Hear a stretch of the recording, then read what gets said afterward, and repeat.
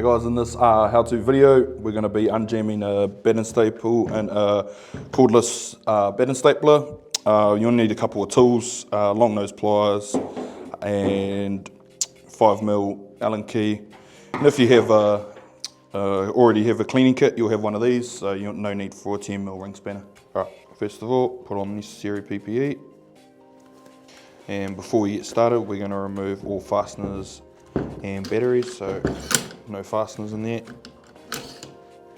Battery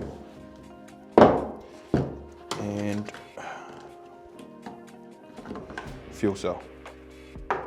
Alright, next we're going to be undoing these nuts on both sides before we take the bolts out.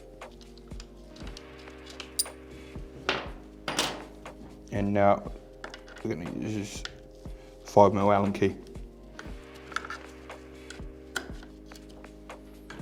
And repeat that on the side. Next, same again, 5mm Allen key into the bottom bolt. Unscrew, like so. Now if we pop the belt hook out of the way, this here should slide open, like so. And the staple should reveal itself. And we're just going to use the long nose pliers to grab it. Free it up. Now before we put it back together, we're going to push the driver back down to the start. So that way it's loaded up, ready for the next staple.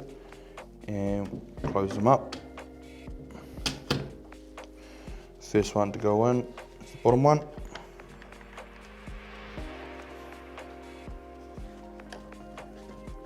This one here you don't want too tight, just 2 fingers. Like so. And we're going to put in the first bolt on the nose. These ones here we want to do it really tight. We're going to put the bolt cap on.